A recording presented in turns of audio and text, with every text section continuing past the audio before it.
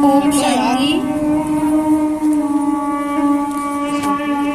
परम प्रिय परम पिता परमात्मा के प्रिय संतान सभी भाई बहनों को यहाँ सभी को स्वागत है। और अभी मंच पर बैठे हमारे गया से चल के डॉक्टर भाई जी आए हैं, उनको भी सभा में स्वागत है। अभी हम सभी जानेंगे कि परमपिता परमात्मा का 86वीं शिव जयंती के बारे में। ऐसे तो हर साल भक्ति मार्ग में हम सभी शिवरात्रि मनाते हैं और बहुत समय से मनाते आ रहे हैं, पर ये महाशिवरात्रि का आध्यात्मिक रहस्य क्या है? हम हर वर्ष महाशिवरात्रि के दिन सारे दिन उपवास करते हैं, रात में जागरण करते हैं, शिव जी के ऊपर फूल, बेलपत्र, भांग, धतूरा आदि चढ़ाते हैं, पर इन सभी का आध्यात्मिक रहस्य क्या है, इसे हम नहीं जानते। तो परम पिता परमात्मा जब धराधाम पर आते हैं, जब चारों ओर दुनिया में पापाचार, भ्रष्टाचार, दुराचार फैल जाती है,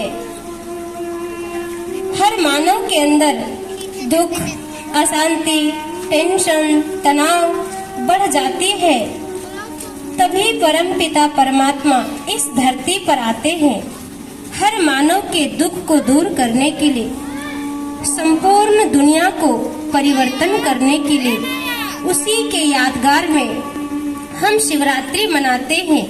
इसलिए शिवरात्रि में दो शब्द आता है, शिव रात्रि, अर्थात परमपिता परमात्मा इस कलयुगी रूपी रात्रि में, दुख अशांति रूपी रात्रि में धरा पर आते हैं और हर एक मानव के अंदर जो 5 विकार है, काम, क्रोध, लोभ, मोह, अहंकार, जिससे सभी परेशान हैं, दुखी हैं, अशांत हैं, उन सभी को दूर करके सबके जीवन में सुख, शांति, आनंद, प्रेम, पवित्रता भर देते हैं। जब हम अपने को आत्मा समझकर उस पिता परमात्मा को याद करते हैं, तभी हमारे जीवन में सुख शांति आती है और हमारा मन का तार परमात्मा से जुड़ जाता है। तो महाशिवरात्रि तो हर साल मनाते हैं, लेकिन परमपिता परमात्मा धरती पर जब आते हैं तो हमें शिव जयंती के रूप में मनाते हैं। इसलिए महाशिवरात्रि के दिन बहुत अलग और अनोखा अनुभव होता है कि परमपिता परमात्मा का अवतरण और बच्चों का भी एक नया जन्म होता है। परमात्मा हमें आध्यात्मिक भाव से हर चीजों को समझाते हैं कि भक्ति में हम कितना कष्ट किए, कितना भूख उपवास किए, लेकिन हम उन सभी के रहस्यों के बारे में नहीं जाने। सारा दिन उपवास करते हैं, लेकिन अपने मनोविकारों को दूर नहीं कर पाते। तो उपवास का मतलब है कि ऊपर में वास करना। ऊपर मतलब परम पिता परमात्मा, इस पंच तत्वों की दुनिया से पार छठा तत्व, जिसको ब्रह्म महातत्व कहते हैं, लाल प्रकाश की दुनिया कहते हैं, वहाँ परम पिता परमात्मा धरती पर आकर के और हम सभी आत्माओं का दीपक जलाते हैं। इसी के यादगार में शिवरात्रि मनाते हैं और शिव जी पर हम 3 पत्ता का बेलपत्र चढ़ाते हैं। तो 3 पत्ता मतलब परमात्मा त्रिलोकी नाथ है, त्रिकालदर्शी है, त्रिमूर्ति है, इसलिए उनके ऊपर 3 पत्ता का ही बेलपत्र चढ़ाते हैं। ऐसे तो परमात्मा ज्योति स्वरूप है, जिनको बिना आँखों से देख नहीं सकते, पर पूजा करने के लिए, फूल बेलपत्र चढ़ाने के लिए बड़ा सा लिंग दिखाते हैं और उस ज्योतिर्लिंगम में 3 आकार दिया गया है। अनेक ब्रह्मा विष्णु शंकर का भी रचयिता परमात्मा शिव है और उस 3 आकार के बीच में एक पॉइंट है, चित्र है, जिसको परमात्मा का प्रतीक दिखाया गया है। परमात्मा के ऊपर, शिवलिंग के ऊपर हम भांग धतूरा भी चढ़ाते हैं। तो सोचिए, ऐसे भांग धतूरा जो जानवर भी नहीं खाता और हम उसको शिव जी पर चढ़ाते हैं। तो परमात्मा का कहना है, जो हमारे अंदर विषय विकार है, काम क्रोध लोभ मोह अहंकार है, उन सभी बुराइयों को परमात्मा के ऊपर अर्पण करना। लेकिन हमें सूक्ष्म बातों को नहीं समझते हैं और उसके बदले हम भांग धतूरा परमात्मा के ऊपर चढ़ाते हैं। भक्ति मार्ग में शिव शंकर को एक ही मान लेते हैं, लेकिन यहाँ शिव शंकर में महान अंतर भी बताया जाता है। और वास्तव में शिव शंकर में महान अंतर है कि शिव निराकार परमात्मा है, शंकर का अपना शरीर है।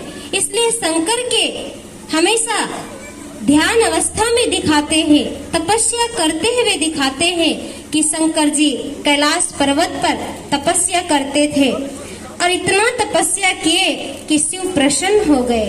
तो वास्तव में शिव पिता है और शंकर पुत्र है, लेकिन हम नहीं जानते तो दोनों को एक ही मानते हैं और एक ही कह के उसको पुकारते हैं। वास्तव में शिवरात्रि के दिन शिव जी पर फल तो बहुत सारे चढ़ाते हैं, पर उसमें बैर जरूर चढ़ाते हैं। बैर मतलब क्या? भगवान कहते हैं कि शिवरात्रि के दिन परमात्मा के आगे हमें दृढ़ संकल्प करना चाहिए कि संसार में जितनी भी आत्माएं हैं, हम सभी एक ही पिता के संतान, आपस में भाई भाई है। हमें किसी से बैर भावना नहीं रखना है, किसी से नफरत घृणा ईर्ष्या द्वेष नहीं करना है। लेकिन हम इन बैर भावनाओं को खत्म नहीं करते, पर शिवरात्रि पर शिव जी के ऊपर हम बैर चढ़ा देते हैं। तो परमात्मा हमें ये बताते हैं कि हम सभी विश्व बंधुत्व की भावना रखें। हम सभी एक ही पिता परमात्मा के संतान हैं, हम सभी एक ही घर के रहने वाले हैं और हम सभी अपने अपने शरीर धारण करके और हम नाटक कर रहे हैं। जब जब नाटक पूरा होगा तब हम अपने घर वापस जाएंगे। ते महाशिवरात्रि के ऊपर इन सभी रहस्यों को अवगत कराया जाता है कि शंकर सूक्ष्म लोक निवासी है और परमात्मा ब्रह्म लोक निवासी है। शंकर को हम इन आँखों से देखते हैं, लेकिन शिव दिखाई नहीं देता, वो तो निराकार है। शंकर विनाशकारी है और शिव कल्याणकारी है। शिव पिता है और शंकर पुत्र है। ते दोनों में महान अंतर होते हुए भी हम आज तक शिव और शंकर को एक ही मानते। तभी तो हम शिवरात्रि के दिन कहते हैं शिव का बाराती जा रहा है, शिव विवाह भी दिखाते हैं।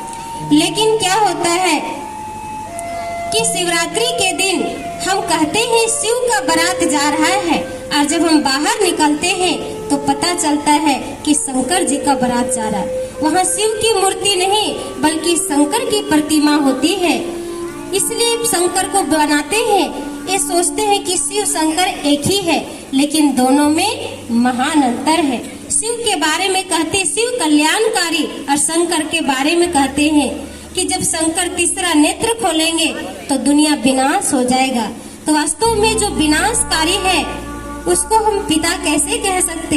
इसलिए तो हम सभी जब मंदिर में पूजा करने जाते हैं तो हमें शिवालय कहा जाता है, कभी शंकर आलय नहीं कहते। शिव का मंदिर कहते हैं, शंकर का मंदिर नहीं कहते हैं। कहीं भी शिव की शिवलिंग बनाया जाता है मंदिरों में, शंकर की प्रतिमा कहीं बनाया नहीं जाता। इसलिए शिव शंकर में अंतर है। और महाशिवरात्रि के दिन परम पिता परमात्मा इस धरती पर आते हैं और हमें ज्ञान की रोशनी फैलाते हैं। इसलिए कहा गया है, ज्ञान सूर्य प्रगटा अज्ञान अंधेर विनाश।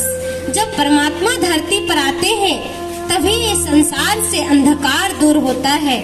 जैसे दिखाया गया है, रात के बाद सवेरा आती है और सवेरा आने के लिए सूरज को आना पड़ता है। उसी प्रकार ये दुख अशांति टेंशन तनाव भरी दुनिया में, दुखों भरी दुनिया में, इस दुख की दुनिया अब जाने वाली है। आज दुख की दुनिया जाने वाली है और सुख की दुनिया आने वाली है। तो सुख की दुनिया कैसे आएगी? उसके लिए निराकार परम पिता परमात्मा शिव एक साकार मनुष्य का तन का आधार लेकर अरे धराधाम पर आए हैं और एक बहुत ही जल्द विश्व परिवर्तन होगा। ये नरक चला जाएगा और नई दुनिया सतयुग की आगमन होगी। लेकिन हम सतयुग में जाएंगे कैसे, उसी का पढ़ाई परम पिता परमात्मा इस धरती पर हमें पढ़ा रहे हैं, हमें आत्मा ज्योत जगा रहे हैं। हम सभी आत्मा समझ के अपने पिता परमात्मा को याद करेंगे, परमात्मा के डायरेक्शन अनुसार चलेंगे, तभी हमारे जीवन में खुशियाँ, सुख, शांति, समृद्धि आएगा और हमारा मन एकाग्र होगा, हमारे जीवन में सुख शांति आएगा। अन्यथा हम इस दुनिया में तो इधर उधर भटक रहे हैं, भाग रहे हैं, लेकिन लक्ष्य की ठिकाना नहीं। तो ये महाशिवरात्रि के दिन इस परमात्मा के सामने, इस ध्वज के सामने हमें एक दृढ़ संकल्प लेना है कि हम सभी एक विश्व बंधुत्व की भावना रखकर हमें अपने जीवन में